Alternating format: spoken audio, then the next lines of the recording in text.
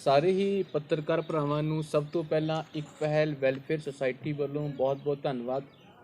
ਅੱਜ ਤੁਸੀਂ ਇੱਕ ਪਹਿਲ ਵੈਲਫੇਅਰ ਸੁਸਾਇਟੀ ਦੀ ਨਹੀਂ ਬਲਕਿ ਨੰਗਲ ਦੀ ਆਵਾਜ਼ ਨੂੰ ਪ੍ਰਸ਼ਾਸਨ ਤੱਕ ਪਹੁੰਚਾਉਣ ਲਈ ਤੇ ਉਹਨਾਂ ਲੋਕਾਂ ਤੱਕ ਪਹੁੰਚਾਉਣ ਲਈ ਸਾਡੇ ਇੱਕ ਸੱਦੇ ਤੇ ਆਏ ਹੋ। ਅਸੀਂ ਤੁਹਾਡਾ ਤਹਿ ਦਿਲੋਂ ਬਹੁਤ ਧੰਨਵਾਦ ਕਰਦੇ ਹਾਂ। ਅੱਜ ਦਾ ਜੋ ਵਿਸ਼ਾ ਹੈ ਸਾਡਾ ਹੈ ਕਿ ਨੰਗਲ ਦੇ ਵਿੱਚ ਜਿਹੜਾ ਫਲਾਈਓਵਰ ਕਰਕੇ ਨੰਗਲ ਦੇ ਵਿੱਚ ਡਿਵੈਕਲ ਬਣਿਆ ਹੋਇਆ ਨੰਗਲ ਇੱਕ supposed to become a barren land in the future। ਉਹਦੇ ਲਈ ਅਸੀਂ ਪਿਛਲੇ ਇੱਕ ਪਹਿਲ ਵੈਲਫੇਅਰ ਸੰਸਥਾ ਜਦੋਂ ਇਲੈਕਸ਼ਨ ਹੋਣਾ ਸੀ ਜਨਵਰੀ ਔਰ ਫੈਬਰਵਰੀ ਦੇ ਵਿੱਚ, ਹਾਲੇ ਇਲੈਕਸ਼ਨ ਨਹੀਂ ਸੀ ਹੋਇਆ, ਐਂਡ ਵੀ ਹੈਡ ਸਮੈਲਡ ਦੈਟ ਕਿ ਇਹ ਐਸਾ ਸਮਾਂ ਆਉਣ ਵਾਲਾ ਹੈ ਤੇ ਅਸੀਂ ਸਭ ਤੋਂ ਪਹਿਲਾਂ ਇਹ ਇਸ਼ੂ ਲਿਆ ਸੀ ਕਿ ਨੰਗਲ ਦਾ ਅੰਡਰਪਾਸ ਜਿਹੜਾ ਹੈ ਦੇ ਹੈਵ ਬੀਨ ਡਰੌਪਡ, ਇਹ ਬੰਦ ਕਰ ਦਿੱਤਾ ਗਿਆ ਤੇ ਇਸ ਤੋਂ ਕਾਰਨ ਨੰਗਲ ਇੱਕ ਹੈਲ ਬਣ ਜਾਏਗਾ। ਲੇਕਿਨ ਸਾਡੀ ਵੀਡੀਓ ਤਾਂ ਲੋਕ 13-14 ਹਜ਼ਾਰ ਪਰਸਨ ਨੇ ਦੇਖੀ, ਲੇਕਿਨ ਜਦੋਂ ਅਸੀਂ ਇਸ ਗੱਲ ਦੀ ਸਪੋਰਟ ਸੀ ਕੀਤੀ ਤਾਂ ਸ਼ਾਇਦ ਉਹ ਇਸ ਗੱਲ ਦੀ ਸੈਂਸਿਟੀਵਿਟੀ ਨੂੰ ਸਮਝ ਨਹੀਂ ਸਕੇ ਕਿ ਇਹ ਵਾਕਈ ਇੱਕ ਪਹਿਲ ਸੰਸਥਾ ਕੋਈ ਚੰਗੀ ਗੱਲ ਕਹਿ ਰਹੀ ਹੈ। ਦੈਨ ਆਫਟਰ ਇਲੈਕਸ਼ਨ ਹੋ ਗਿਆ। ਮੈਂ ਇਸ ਵਿਸ਼ੇ 'ਚ ਨਹੀਂ ਜਾਊਂਗਾ ਕਿ ਉਸ ਦਾ ਕਾਰਨ ਕੀ ਬਣਿਆ। ਮੈਂ ਬਹੁਤ ਵਾਰ ਆਪਣੀ ਵੀਡੀਓ 'ਚ ਤੁਹਾਡੇ ਰਾਹੀਂ ਦੱਸ ਚੁੱਕਾ ਕਿ ਉਸ ਚੀਜ਼ ਨੂੰ ਰੋਕਣ ਦੇ ਵਿੱਚ ਕਿਹਨਾਂ ਲੋਕਾਂ ਦਾ ਹੱਥ ਰਿਹਾ। ਅੱਜ ਆਪਾਂ ਇੱਕ ਪੋਜ਼ਿਟਿਵਿਟੀ ਦੇ ਨਾਲ ਪ੍ਰੈਸ ਕਾਨਫਰੰਸ ਕਰਾਂਗੇ। ਸਾਡਾ ਕੋਈ ਮਕਸਦ ਨਹੀਂ ਹੈ ਅਸੀਂ ਕਿਸੇ ਨੂੰ ਬਲੇਮ ਗੇਮ ਕਰਨਾ। ਤੇ ਉਸ ਤੋਂ ਬਾਅਦ ਅਸੀਂ ਮਈ ਮਹੀਨੇ ਦੇ ਵਿੱਚ ਲਗਾਤਾਰ ਇਸ਼ੂ ਨੂੰ ਚੱਕਦੇ ਰਹੇ ਤੇ ਮਈ ਮਹੀਨੇ ਦੇ ਵਿੱਚ as per my document with in my hand ਅਸੀਂ ਮਈ ਮਹੀਨੇ ਦੇ ਵਿੱਚ 16 ਤਰੀਕ ਨੂੰ ਚੀਫ ਮਿਨਿਸਟਰ ਭਗਵੰਤ ਮਾਨ ਜੀ ਜਿਹੜੇ ਸਾਡੇ ਪੰਜਾਬ ਦੇ ਬਣੇ ਸੀ ਉਮੀਦਾਂ ਦੇ ਚੀਫ ਮਿਨਿਸਟਰ, ਉਹਨਾਂ ਨੂੰ 16 ਮਈ 2022 ਨੂੰ ਕੰਪਲੇਂਟ ਪਾਈ ਸੀ। ਕੰਪਲੇਂਟ ਦੇ ਵਿੱਚ ਜਿਹੜੇ 3 ਬਿੰਦੂ ਸੀ, ਸਾਡੇ ਮੇਨ 3 ਬਿੰਦੂ ਸੀ। ਮੈਂ ਉਹ ਤੁਹਾਨੂੰ ਜ਼ਰੂਰ ਤੁਹਾਡੇ ਚਾਨਣ ਪਾਉਣਾ ਚਾਹੂੰਗਾ ਇਸ ਚੈਨਲ ਦੇ ਰਾਹੀਂ ਕਿ ਦੇਖੋ, ਸਭ ਤੋਂ ਪਹਿਲਾਂ ਅਸੀਂ ਇਹ ਕਿਹਾ ਸੀ ਕਿ ਸਟੇਟ ਗੌਰਮੈਂਟ ਨੇ ਇੱਕ ਬਹੁਤ ਹੈਮਟੀ ਡੈਮਟੀ ਦੇ ਪੈਟਰਨ ਦੇ ਵਿੱਚ ਇੱਕ ਸਾਨੂੰ ਕੰਸੈਂਟ ਵਿਡਰਾ ਕੀਤੀ ਸੀ ਕਿ ਨੰਗਲ ਦਾ ਅੰਡਰਪਾਸ ਸਰਕਾਰ ਨੂੰ ਨਹੀਂ ਚਾਹੀਦਾ ਤੇ ਜਿਹੜੀ NHAI ਹੈ ਉਹ ਆਪਣੇ ਤਰੀਕੇ ਦੇ ਨਾਲ ਫਲਾਈਓਵਰ ਨੂੰ ਕੰਪਲੀਟ ਕਰ ਲਵੇ। ਫਾਟਕ ਤਾਂ ਪਹਿਲਾਂ ਹੀ ਬੰਦ ਹੋ ਚੁੱਕਿਆ ਸੀ ਤੇ ਸਾਨੂੰ ਫਲਾਈਓਵਰ ਅੰਡਰਪਾਸ ਵੀ ਨਹੀਂ ਚਾਹੀਦਾ। ਦੂਸਰਾ ਮੈਂ ਕਿਹਾ ਸੀ ਕਿ ਜਿਸ ਐਕਸ਼ਨ ਨੇ ਇਹ ਰਿਪੋਰਟ ਬਣਾਈ ਹੈ ਕਿ ਇਹ ਸਾਨੂੰ ਨਹੀਂ ਜ਼ਰੂਰਤ ਹੈ ਉਸ ਐਕਸ਼ਨ ਤੇ ਤੀਸਰਾ ਉਹ ਜਿਹੜੇ CPW ਦਾ ਚੀਫ ਇੰਜੀਨੀਅਰ ਹੈ ਜਿਸ ਨੇ ਇਹ ਰਿਪੋਰਟ ਸੈਂਡ ਕੀਤੀ ਸੀ ਮਿਸਟਰ SK ਗੋਇਲ ਸੀ ਉਸ ਟਾਈਮ, ਇਹਨਾਂ ਤਿੰਨਾਂ ਦੇ ਕਾਰਵਾਈ ਕੀਤੀ ਜਾਵੇ ਦੋਨਾਂ ਤੋਂ। ਤੇ ਉਸ ਤੋਂ ਇਲਾਵਾ ਸਟੇਟ ਗੌਰਮੈਂਟ ਜਿਹੜੀ ਹੈ ਉਹ ਕੰਸੈਂਟ ਨੂੰ ਵਿਡਰਾ ਕਰੇ ਤਾਂ ਕਿ ਨੰਗਲ ਦੇ ਵਿੱਚ ਜਿਹੜਾ ਜਾਮ ਦਾ ਇੱਕੋ ਇੱਕ ਸੋਲਿਊਸ਼ਨ ਅੰਡਰਪਾਸ ਹੈ ਜਿਹਨੂੰ ਆਪਾਂ ਸਾਬੇ ਕਹਿੰਦੇ ਆ, ਉਹ ਲਿਮਿਟਡ ਹਾਈਟ ਸਾਬੇ ਹੈ, ਉਹ ਬਣਾਇਆ ਜਾਵੇ। ਇਹ 16/5 ਦੀ ਸਾਡੀ ਚਿੱਠੀ ਜਾਂਦੀ ਹੈ। 16/5 ਦੀ ਚਿੱਠੀ ਤੋਂ ਬਾਅਦ ਇਹ ਆਮ ਆਦਮੀ ਪਾਰਟੀ ਦੀ ਸੋ ਕੋਲਡ ਸਰਕਾਰ ਜਿਹੜੀ ਹੈ ਕੋਈ ਗੌਰ ਨਹੀਂ ਕਰਦੀ। ਮੈਂ ਮੇਲ ਤੇ ਮੇਲ, ਚਿੱਠੀਆਂ ਤੇ ਚਿੱਠੀਆਂ, ਸੈਕਟਰੀਏਟ ਦੇ ਚੱਕਰ ਕੱਟਦਾ ਰਿਹਾ ਚੰਡੀਗੜ੍ਹ 'ਚ, ਕਿਸੇ ਨੇ ਕੋਈ ਸੁਣਵਾਈ ਨਹੀਂ ਕੀਤੀ ਆਮ ਲੋਕਾਂ ਦੀ ਸਰਕਾਰ ਨੇ। ਫਿਰ ਅਸੀਂ ਮਜਬੂਰ ਹੋ ਕੇ 18 ਜੁਲਾਈ ਨੂੰ SDM ਨੰਗਲ ਦੇ ਮੂਹਰੇ ਇੱਕ ਧਰਨਾ ਦਿੱਤਾ ਸੀ। ਕੁਝ ਸਾਡੇ ਸਾਥੀ ਨੰਗਲ ਦੀਆਂ ਜਥੇਬੰਦੀਆਂ ਸਾਡੇ ਨਾਲ ਵਾਲਿਆਂ ਸੀ 7-8, ਉਹਨਾਂ ਦੇ ਵਿੱਚੋਂ ਕੁਝ ਦੇ ਨਾਮ ਮੇਰੇ ਪਾਸ ਨੇ, ਜਿਵੇਂ ਵੂਮੈਨ ਵਿੰਗ ਸੀ, ਪੰਜਾਬ ਰੋਡਵੇਜ਼ ਸੀ, ਆਪਣਾ ਮੁਸਤਜਵਾ ਜਿਹੜੀ ਹੈਗੀ ਆ ਮੁਸਤਜਾ ਮੁਸਲਿਮ ਵੈਲਫੇਅਰ ਐਸੋਸੀਏਸ਼ਨ, ਸਭ ਨੇ ਰਲ ਕੇ ਧਰਨਾ ਦਿੱਤਾ ਕਿ ਜਿਹੜੀ ਕੰਪਲੇਂਟ ਇੱਕ ਪਹਿਲ ਦੀ ਚੱਲ ਰਹੀ ਹੈ 16/5 ਦੀ, ਯਾਰ ਭਰਾਓ ਕਿਤੇ ਗੌਰ ਕਰੋ, ਇਹ ਨੰਗਲ ਤਬਾਹ ਹੋ ਜਾਣਾ। ਭਗਵੰਤ ਮਾਨ ਨੇ ਕਿਹਾ ਸੀ ਕਿ ਮੈਂ ਨੰਗਲ ਨੂੰ ਟੂਰਿਸਟ ਬਣਾਊਂਗਾ ਡੈਸਟੀਨੇਸ਼ਨ, ਜਦੋਂ ਅਪਰੋਚੇਬਲ ਨਹੀਂ ਰਹੇਗਾ ਤਾਂ ਡੈਸਟੀਨੇਸ਼ਨ ਨਹੀਂ ਬਣੇਗਾ। ਇਹ 18/7 ਦੀ ਚਿੱਠੀ ਹੈ, ਇਸ ਤੋਂ ਵੀ ਕੋਈ ਗੌਰ ਨਹੀਂ ਕੀਤਾ ਗਿਆ। ਅਸੀਂ ਆਪਣੀ ਲੜਾਈ ਲੜਦੇ ਰਹੇ। ਉਸ ਤੋਂ ਬਾਅਦ ਮੈਂ ਪਰਸਨਲੀ ਜਾ ਕੇ ਫਿਰ ਇੱਕ ਰਿਮਾਈਂਡਰ ਪਾਇਆ ਚੀਫ ਮਿਨਿਸਟਰ ਨੂੰ ਤੇ ਉਸ ਰਿਮਾਈਂਡਰ ਦੇ ਉੱਤੇ ਕੀ ਹੋਇਆ ਜੀ ਕਿ ਅਗਸਤ ਮਹੀਨੇ ਦੇ ਵਿੱਚ ਇੱਕ ਸਾਡੀ ਕੰਪਲੇਂਟ ਦੇ ਉੱਤੇ ਨਰਿੰਦਰ ਕੌਰ ਅੰਡਰ ਸੈਕਟਰੀ, ਰਾਜਕੁਮਾਰ ਅੰਡਰ ਸੈਕਟਰੀ ਹੈ, ਸੈਕਟਰ 9 'ਚ ਬੈਠਦੇ ਆ ਉਹ 6ਵੀਂ ਮੰਜ਼ਿਲ ਤੇ, ਉਹਨਾਂ ਕੋਲੇ ਮੇਰਾ ਕੇਸ ਜਿਹੜਾ ਮੇਰਾ ਮਤਲਬ ਕਿ ਸਾਡੇ ਨੰਗਲ ਦੀ ਭਲਾਈ ਦਾ ਕੇਸ ਟਰਾਂਸਫਰ ਕੀਤਾ ਗਿਆ ਅਗਸਤ ਮਹੀਨੇ ਦੇ ਵਿੱਚ। ਉਹ ਅੰਡਰ ਸੈਕਟਰੀ ਅਪਰੋਚੇਬਲ ਨਹੀਂ ਸੀ, ਟੈਲੀਫੋਨ ਜਿਹੜਾ ਦਿੰਦੇ ਆ ਉਹ ਚੱਕਦੇ ਨਹੀਂ ਹੈ। ਇਹ ਵੀ ਇੱਕ ਬਹੁਤ ਹੀ ਮਨ ਹੋਣੀ ਗੱਲ ਹੈ ਕਿ ਟੈਲੀਫੋਨ ਦੇ ਕੇ ਉਹ ਚੱਕਦੇ ਨਹੀਂ। ਫਿਰ ਮੈਂ ਰਿਮਾਈਂਡਰ ਪਾਏ ਤੇ ਜਿਹੜਾ ਸਾਡਾ ਕੇਸ ਹੈ ਉਹ ਮੈਡਮ ਨਰਿੰਦਰ ਕੌਰ ਜੀ ਕੋਲੇ that has been transferred to the Narinder Kaur under secretary in civil secretariat sector 9 Chandigarh. ਇਹ ਅਕਤੂਬਰ ਮਹੀਨੇ ਦੀ ਗੱਲ ਹੈ। ਅਕਤੂਬਰ ਮਹੀਨੇ ਤੋਂ ਲੈ ਕੇ ਜਨਵਰੀ ਤੱਕ I was in regular in touch with the Narinder Kaur. ਕਦੇ ਮੈਡਮ ਨੇ ਕਹਿੰਦੇ ਮੈਂ ਰਿਮਾਈਂਡਰ ਭੇਜਿਆ, ਇਹਨਾਂ ਚੀਫ ਇੰਜੀਨੀਅਰਸ ਨੂੰ ਰਿਮਾਈਂਡਰ ਲੈਟਰ ਪਾਈ ਹੈ, ਮੇਰੀ ਫਾਰਵਰਡ ਗਈ, ਫਿਰ ਰਿਮਾਈਂਡਰ ਗਿਆ, ਇੱਕ ਰਿਮਾਈਂਡਰ ਗਏ, दूसरा रिमाइंडर गया, तीसरा रिमाइंडर गया, चौथा रिमाइंडर गया। 4 रिमाइंडर तो बाद भी बड़ी हैरानी की गल है कि अंडर सैकटरी ना तो चीफ इंजीनियर ने, ना एक्सीयन ने, ना PWD पटियाला ने कोई रिप्लाई किया। यह भी एक बहुत ही आम आदमी पार्टी की सरकार की एक एग्जाम्पल है कि अंडर सैकटरी के ऑफिसर के रैंक नूं एक चीफ इंजीनियर जिहड़ा है रिप्लाई नहीं कर रहा। जदों सारा कुछ हो गया, वैन आई गैट डिसहार्टेड, फिर मैं दोबारा चीफ मिनिस्टर नूं रिमाइंडर पाया तो कंप्लेंट पाई कि भाई या तो अंडर सैकटरी नूं कह तू मेरी फाइल वापस कर दे या तू कोई एक्शन ले लै। चीफ मिनिस्टर ने कोई कार्रवाई नहीं की। फिर चलो किते ना किते कोई रे ऑफ होप जिहड़ी है वो प्रवेल हुई तो साडी जिहड़ी चिट्ठी है वो अंडर सैकटरी को दोबारा साडी कंप्लेंट पहुंची तो अंडर सैकटरी ने एक तिखा रिमाइंडर लिख के चीफ इंजीनियर हैडकुआटर PWD नूं 27 तरीक नूं सानू हेयरिंग ते बुलाया, परसनल हेयरिंग ते। चीफ इंजीनियर हैडकुआटर PWD और मुख्य इंजीनियर NH लोक निर्माण विभाग ते उसनूं बुलाया ते सानू 27 तरीक नूं मेरी 526 नंबर 5वीं मंजिल सैकटरी साडे जिहड़े ने लोकल बॉडीज़ दे उन्हां दे एज ए जज साडी हेयरिंग हुई, जिस दे विच सरकार दे वल्लों चीफ इंजीनियर फिर नहीं हाज़र होया। उन्होंने एक्सीयन CPWD दविंदर बजाज नूं भेजा ते सोसाइटी वल्लों, क्योंकि मैं मुख्य शिकायत करता सी, मैं गया ते अंडर सैकटरी मैडम साडी ऑब्जरवेशन च बैठे। ये गल है जी 12:15 बजे 27 तरीक नूं 5वीं मंजिल 526 नंबर कमरा और सैकटरी लोकल बॉडी का दफ्तर है उत्थे। नंगल वासियों, अज तुहानूं मैं बड़े माण नाल कह रहा कि तुहाडे लाल नूं ये मौका मिलिया कि नंगल नूं बचाउण दे विच वो एक पहल कर सके, कोई अपना योगदान पा सके। जिहड़ी उत्थे गलबात हुई वो मैं जरूर करना चाहांगा, क्योंकि वो गलबात जिहड़ी है वो ऑफिसरस नूं ते इस सैकटरीएट नूं अज जनतक तौर ते अकाउंटेबल खड़ा करेगी कि जे गल तुसीं कमरे च कीती है वो कमरे च नहीं रही, वो अज जनता नूं पता है ते तुसीं उस गल तो मुकरिओ ना। क्योंकि अगर तुसीं मुकरदे हैं तो जिहड़ी चिट्ठी अज जारी कीती है, जिहड़ी मैं बाद च तुहानूं दिखाऊंगा, वो लैके आपां कोर्ट च भी जावांगे। हुण असीं सरकार नूं मुकरण नहीं दिंदे।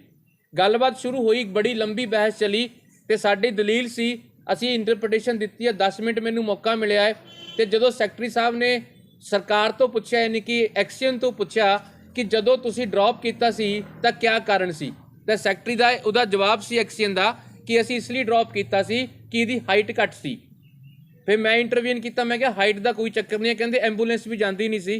ते जदों सैकटरी ने पूछा कि एंबूलेंस की हाइट कितनी होंदी है ते अपनी हाइट सबे की हाइट कितनी सी, तो एक्सीयन ने कहा सबे हाइट 3 मीटर सी, यानी कि 9-10 फुट के करीब। तो सैकटरी ने कहा एंबूलेंस तो एड्डी वड्डी हुंदी नहीं है, तुसीं ये बहाना क्यों लै रहे हो। फिर एक्सीयन ने कहा कि हाँ जी कुछ प्रैशर सी दुकानदारां दा।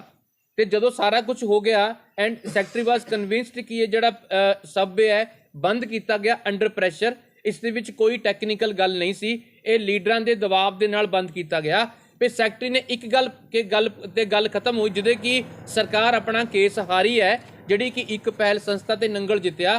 सैकटरी दा सवाल सी अगर उत्थे सबवे नहीं पॉसीबल सी, वो फिर उस हालत दे विच जिहड़ा CPW है, एक्सीयन पंजाब है या चीफ इंजीनियर पंजाब है, उसने नवी जगह क्यों नहीं दर्शाई और क्यों प्रपोज नहीं की। बहुत वड्डी गल मैं तुहानूं कह रहा कि सैकटरी ने जदों साडी दलील खत्म हो गई, एक्सीयन दलील खत्म हो गई, उदों सैकटरी का सवाल सी कि अगर इस जगह ते अंडरपास पॉसीबल नहीं है, तुसीं नवी जगह प्रपोज क्यों नहीं की। इस गल ते आके नंगल वाले सैकटरी दफ्तर दे विच अपना केस जिते, जिस तो बाद सैकटरी ने एक मिनट्स पढ़ के सुनाए और मिनट्स ते असी अपनी सहमति जताई ते उहदे वल्लों चीफ इंजीनियर वल्लों भी जिहड़ा एक्सीयन सी उन्होंने अपनी सहमति जताई। ते एक बहुत ही खुश नसीब जिहड़ा समा सी वो पल सी। हुण मैं मेरे हुण भी अखां ना मारियां, वो पल मैनूं पता मैं किस तरीके नाल महसूस किया जिस दे विच सरकार ने मन लिया कि इत्थे सबवे होना चाहिए। मैं वड्डी गल कह रहा, फिर सरकार ने मन्निया कि इत्थे सबवे होना चाहिए। तो मैं हुण वो चिट्ठी जिहड़ी है नंगल दे भविख नूं चिट्ठी जिहड़ी है वो थोड़ी मीडिया सामने भी दिखा रहा, तो मैं इसकी जिहड़ी इंटरप्रिटेशन है मैं तुहानूं करके दसदा इस चिट्ठी च की लिखिया होया ते इस चिट्ठी साडे किस तरीके दे नाल भविख दे विच नंगल नूं बचाउण लई काम आएगी। अगर नंगल दे लोग ते नंगल दे मंत्री दी नीयत खराब ना हुई तो नंगल नूं बचाउण दे विच ਇੱਕ ਪਹਿਲ ਵੈਲਫੇਅਰ ਸੰਸਥਾ ਦਾ ਯੋਗਦਾਨ ਜਿਹੜਾ ਹੈ ਮੇਰੇ ਖਿਆਲ ਦੇ ਨਾਲ ਰਹਿੰਦੀ ਦੁਨੀਆ ਤੱਕ ਜਿਹੜਾ ਹੈ ਯਾਦ ਰੱਖਿਆ ਜਾਏਗਾ। ਮੈਂ ਤੁਹਾਨੂੰ ਚਿੱਠੀ ਦੀ ਇੰਟਰਪ੍ਰੀਟੇਸ਼ਨ ਦੱਸ ਦਿੰਦਾ। ਚਿੱਠੀ ਇਹ ਲਿਖਦੀ ਹੈ, ਜਿਹੜੇ ਮੈਂ ਤੁਹਾਨੂੰ 3 ਪੁਆਇੰਟ ਪਹਿਲਾਂ ਕਹੇ, ਸਾਡੀ ਹੀ ਰਿਪਰੈਜ਼ੈਂਟੇਸ਼ਨ ਦੇ ਉੱਤੇ ਸੈਕਟਰੀ ਸਾਹਿਬ ਨੇ ਇਹ ਆਰਡਰ ਕੀਤੇ ਹੈ। ਆਰਡਰ ਇਸ ਤਰੀਕੇ ਦੇ ਨਾਲ ਨੇ ਜੀ, ਉਪਰੋਕਤ ਵਿਸ਼ੇ ਦੇ ਹਵਾਲੇ ਦੇ ਵਿੱਚ ਵਿਸ਼ਾ ਅੰਕਿਤ ਮਾਮਲੇ ਸੰਬੰਧੀ 24/1/2023 ਨੂੰ ਸਕੱਤਰ ਲੋਕ ਨਿਰਮਾਣ ਜੀ ਵੱਲੋਂ ਸ਼੍ਰੀ ਅਜੇ ਉਪਮਨਿਊ ਸ਼ਿਕਾਇਤਕਰਤਾ ਨੂੰ ਸ਼੍ਰੀ ਦਵਿੰਦਰ ਬਜਾਜ ਕਾਰਜਕਾਰੀ ਇੰਜੀਨੀਅਰ ਲੋਕ ਨਿਰਮਾਣ ਵਿਭਾਗ ਦੀ ਮੌਜੂਦਗੀ ਵਿੱਚ ਨਿੱਜੀ ਸੁਣਵਾਈ ਦਿੱਤੀ ਗਈ। ਸ਼੍ਰੀ ਦਵਿੰਦਰ ਕੁਮਾਰ ਕਾਰਜਕਾਰੀ ਇੰਜੀਨੀਅਰ ਵੱਲੋਂ ਬੱਸ ਸਟੈਂਡ ਦੇ ਨਾਲ ਲੱਗਦੇ ਸਾਈਕਲ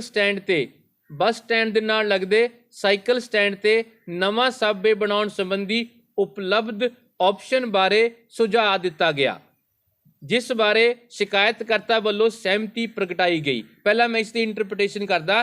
ਹੁਣ ਸਰਕਾਰ ਪ੍ਰਪੋਜ਼ ਕਰ ਰਹੀ ਹੈ ਕਿ ਸਾਨੂੰ ਸਬਵੇ ਜਿਹੜਾ ਹੈ ਨਵੀਂ ਜਗ੍ਹਾ ਤੇ ਅਸੀਂ ਬਣਾ ਸਕਦੇ ਹਾਂ।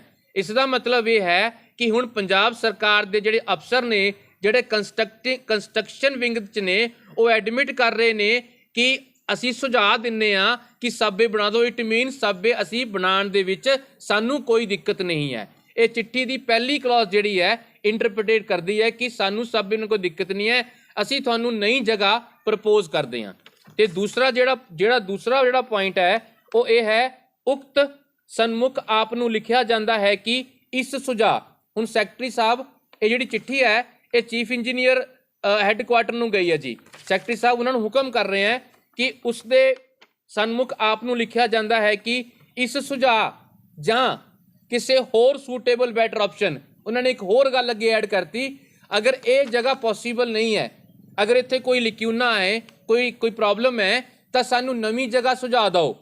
ਸੈਕਟਰੀ ਜੀ ਨੇ ਆਰਡਰ ਕੀਤੇ ਹੈ ਜੀ ਕਿ ਸਾਨੂੰ ਨਈ ਜਗ੍ਹਾ ਸੁਝਾਅ ਦਿਓ ਸ਼ਿਕਾਇਤ ਦੇ ਸਮੂਹ ਤੱਥਾਂ ਦੀ ਰੋਸ਼ਨੀ ਕਰਕੇ। ਹੁਣ ਸਮੂਹ ਤੱਥ ਕਿਹੜੇ ਬਚ ਗਏ? ਜਿਹੜੀਆਂ ਸਾਡੀਆਂ 2 ਸ਼ਿਕਾਇਤਾਂ ਨੇ, ਐਕਸੀਅਨ ਯੁਵਰਾਜਵਿੰਦਰ ਸਿੰਘ ਨੇ, ਐਕਸੀਅਨ ਸਾਡੇ ਕੋਲ ਇੰਚਾਰਜ ਸੀ, ਉਹ ਮੋਹਾਲੀ ਡਿਪਿਊਟਡ ਨੇ, ਹੁਣ ਉਹ ਬਠਿੰਡੇ ਚਲੇ ਗਏ। ਉਹਨਾਂ ਦੇ ਉੱਤੇ ਸ਼ਿਕਾਇਤ ਹੈ SK ਗੋਇਲ ਜੀ, ਜਿਹੜੇ ਰਿਟਾਇਰ ਹੋ ਗਏ ਨੇ, ਹੁਣ ਚਾਵਲਾ ਸਾਹਿਬ ਨੇ ਚੀਫ ਇੰਜੀਨੀਅਰ। SK ਗੋਇਲ ਦਾ ਵੀ ਇੱਕ ਇਲਜ਼ਾਮ ਹੈ, ਇਹਨਾਂ ਨੇ ਚਿੱਠੀ ਨੂੰ ਹੈਂਪਟੀ ਡੈਂਪਟੀ ਵੇ ਦੇ ਵਿੱਚ ਭੇਜਿਆ ਬਿਨਾਂ ਪੜਤੋਲੇ। ਉਹਨਾਂ ਨੇ ਕਿਹਾ ਕਿ ਤੱਥਾਂ ਦੀ ਰੋਸ਼ਨੀ ਵਿੱਚ ਘੋਖ ਕੇ ਕਾਰਵਾਈ ਕਰਦੇ ਹੋਏ ਮੁਕੰਮਲ ਰਿਪੋਰਟ ਸਰਕਾਰ ਨੂੰ ਭੇਜੀ ਜਾਵੇ। ਚੌਥਾ ਪੁਆਇੰਟ ਲਿਖਦੇ ਨੇ, ਇਸ ਨੂੰ ਅਤੀ ਜ਼ਰੂਰੀ ਸਮਝਿਆ ਜਾਵੇ। ਯਾਨੀ ਕਿ ਮੋਸਟ ਅਰਜੈਂਟਲੀ ਅੱਜ ਨੰਗਲ ਵਾਲਿਓ ਤੁਹਾਡੀ ਆਵਾਜ਼ ਜਿਹੜੀ ਹੈ ਮੋਸਟ ਅਰਜੈਂਟਲੀ ਬਣਾ ਕੇ ਇਸ ਚੀਜ਼ ਨੂੰ ਸੈਕਟਰੀ ਨੇ ਮੰਗਿਆ ਹੈ ਕਿ ਅਗਰ ਕੋਈ ਹੋਰ ਆਪਸ਼ਨ ਹੈ ਉਹ ਦਿੱਤੀ ਜਾਵੇ। ਪਹਿਲੀ ਆਪਸ਼ਨ ਜਿਹੜੀ ਹੈ ਨੰਗਲ ਦੇ ਨੇੜੇ ਨੰਗਲ ਦੇ ਵਿੱਚੋਂ ਅੰਡਰਪਾਸ ਨੂੰ ਬਣਾਉਣ ਲਈ ਸੁਝਾਅ ਜਿਹੜੇ ਹੈ ਸਰਕਾਰ ਵੱਲੋਂ ਸਰਕਾਰ ਨੂੰ ਦਿੱਤੇ ਗਏ ਹੈ।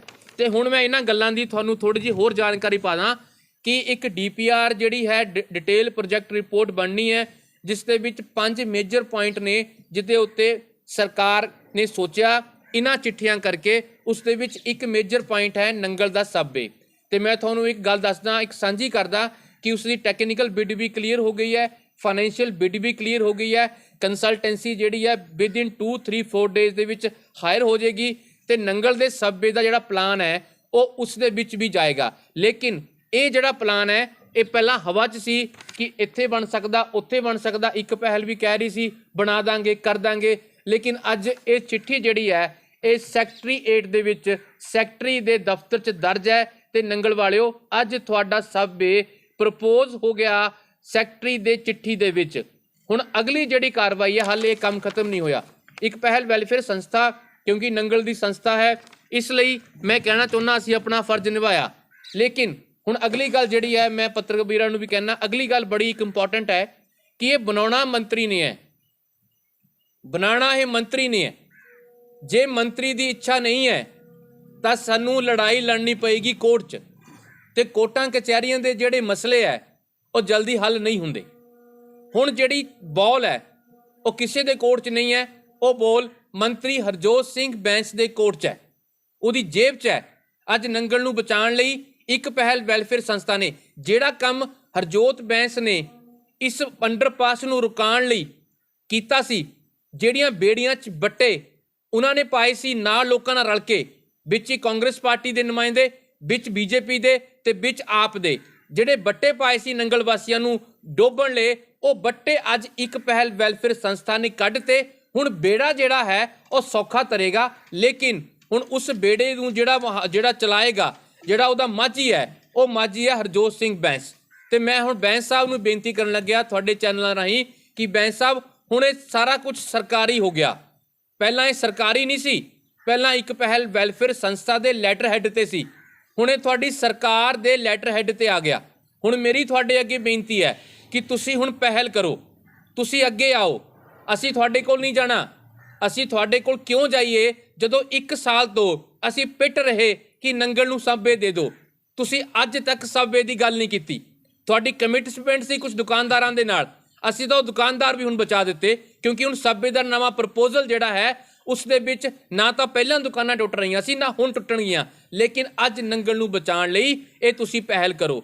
ਜੇ ਇਹ ਸਾਬੇ ਡ੍ਰੌਪ ਹੋ ਗਿਆ, ਫਰਜ਼ ਕਰੋ ਕੋਈ ਜ਼ਿਗਜ਼ੈਗ ਕੰਮ ਹੋ ਗਿਆ, ਅਪ ਐਂਡ ਡਾਊਨ ਚਲੇ, ਤਾਂ ਇਹਦਾ ਇੱਕੋ ਹੀ ਜ਼ਿੰਮੇਵਾਰ ਹੋਏਗਾ ਸਿਰਫ ਤੇ ਸਿਰਫ ਹਰਜੋਤ ਬੈਂਸ।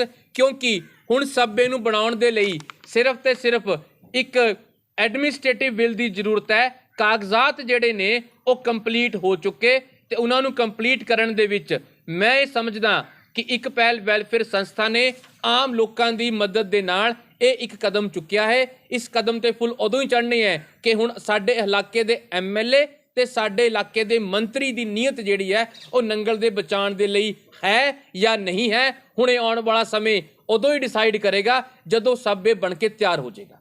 ਧੰਨਵਾਦ। ਤੁਸੀਂ ਗੱਲ ਕਰਦੇ ਕਿ ਹਰਜੋਤ ਬੈਂਸ ਜ਼ਿੰਮੇਵਾਰ ਹੋਊਗਾ ਜੇ ਨਹੀਂ ਬਣਦਾ ਜੀ, ਜਦਕਿ ਇਹ ਪ੍ਰੋਜੈਕਟ ਜਿਹੜਾ ਸਾਰਾ ਸੈਂਟਰ ਗਵਰਨਮੈਂਟ ਦਾ ਜੀ ਪ੍ਰਿੰਸ ਜੀ, ਮੈਂ ਹੁਣ ਸਵਾਲ ਜਵਾਬ ਦਿੰਦਾ। ਇਹ ਪ੍ਰੋਜੈਕਟ ਸੈਂਟਰ ਗਵਰਨਮੈਂਟ ਦਾ ਹੈ, ਲੇਕਿਨ ਮੈਂ ਤੁਹਾਨੂੰ ਇੱਕ ਬਹੁਤ ਹੀ ਅੱਛਾ ਤੁਸੀਂ ਸਵਾਲ ਕੀਤਾ ਤੇ ਮੈਂ ਇਸ ਸਵਾਲ ਦਾ ਜਵਾਬ ਤੁਹਾਨੂੰ ਬੜੇ ਅੱਛੇ ਤਰੀਕੇ ਨਾਲ ਦਿੰਦਾ। ਇਹ ਹੈ ਜੀ ਮੇਰੇ ਕੋਲ ਆਰਟੀਆਈ ਰੇਲਵੇ ਅਥਾਰਟੀ ਦੀ ਜੀ ਤੁਸੀਂ ਗੱਲ ਕਰ ਰਹੇ ਹੋ। ਰੇਲਵੇ ਅਥਾਰਟੀ ਜਵਾਬ ਕੀ ਦੇ ਰਹੀ ਹੈ? It is the ਪਰਵਿਊ of the state government as to how to manage the road traffic, hence consent of state government to the level crossing without construction of limited height subway was sought, and it is not illogical. Limited height subway feasible at a site with the consent of state government, so that LHS was dropped. What is this? This is the letter from the NHA and state railway authority clearly mentioned that the subway was dropped with the consent of state government. They are not willing to drop the subway, so how could not be the state government responsible if it is not be constructed? ਇਹ ਜਿਹੜੀ ਤੁਹਾਡੀ RTI ਹੈ ਇਹ election ਤੋਂ ਪਹਿਲਾਂ ਦੀ ਹੈ ਬਾਅਦ ਦੀ ਹੈ? ਇਹ 3/10 ਦੀ ਹੈ ਜੀ, 2022 ਦੀ 3/10/2022 ਬਾਅਦ ਦੀ ਹੈ ਜੀ। ਬਾਅਦ ਦੀ ਹਾਂਜੀ। ਤੇ ਹੁਣ ਮਤਲਬ ਜੇ ਨਹੀਂ ਬਣਦਾ ਤਾਂ ਸਿੱਧਾ ਜ਼ਿੰਮੇਵਾਰ ਤੁਸੀਂ ਉਹਨੂੰ ਮੰਨਦੇ? ਡੈਫੀਨੇਟਲੀ ਸਟੇਟ ਗਵਰਨਮੈਂਟ ਹੀ ਇਸ ਨੂੰ ਬਣਾਏਗੀ, ਇਸ ਨੂੰ NHAI ਨਹੀਂ ਬਣਾਏਗੀ। ਜੋ ਤੱਕ ਸਟੇਟ ਗਵਰਨਮੈਂਟ ਇਸ ਆਪਣੀ ਕੰਸੈਂਟ ਨਹੀਂ ਪਾਉਂਦੀ ਹੈ ਇਹ ਨਹੀਂ ਬਣੇਗਾ। Now this is the partial consent of state government. ਇਹ ਐਡਮਿਨਿਸਟ੍ਰੇਟਿਵਲੀ ਸਟੇਟ ਗਵਰਨਮੈਂਟ ਰੈਡੀ ਹੈ, ਲੇਕਿਨ ਜਿਹੜੀ ਪੋਲੀਟੀਕਲ ਤੇ ਮਿਨਿਸਟੀਰੀਅਲ ਕੰਸੈਂਟ ਹੈ ਦੈਟ ਇਜ਼ ਆਲਸੋ ਰਿਕੁਆਇਰਡ। ਜਿਹੜੀ ਤੁਹਾਨੂੰ ਰੇਲਵੇ ਨੂੰ ਜਵਾਬ ਦਿੱਤਾ ਗਿਆ ਸੀ ਜੀ ਸਰਕਾਰ ਵੱਲੋਂ, ਹਾਂਜੀ, ਉਹ ਕਿਸ ਸਰਕਾਰ ਟਾਈਮ, ਇਸ ਸਰਕਾਰ ਟਾਈਮ ਜਾਂ ਪਿਛਲੀ ਸਰਕਾਰ ਟਾਈਮ? ਉਹ ਪਿਛਲੀ ਸਰਕਾਰ ਨੇ ਦਿੱਤਾ ਸੀ। ਤੇ ਹੁਣ ਜਿਹੜੀ ਕੰਸੈਂਟ ਦੀ ਗੱਲ ਹੈ ਉਹ ਸਟੇਟ ਗਵਰਨਮੈਂਟ ਸਾਈਡ ਤੇ ਕਿਹਦੇ ਹੈ? Yes, state government. No, you are not getting my point. State government, secretary is the government. Now secretary admitted that there should be a subway. What I am saying, let me complete me. What I am saying that if it is not be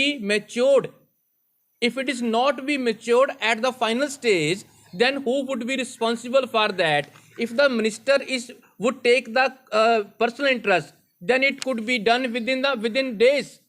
ਤੁਹਾਡਾ ਕਹਿਣ ਦਾ ਮਤਲਬ ਜਦ ਰੋਕਿਆ ਗਈ ਸੀ ਪਿਛਲੀ ਸਰਕਾਰ ਦੀ consent ਸੀ, ਜੀ, ਜੇ ਹੁਣ ਨਹੀਂ ਬਣਦਾ ਤਾਂ ਇਹਦੇ ਜ਼ਿੰਮੇਵਾਰ ਮੌਜੂਦ?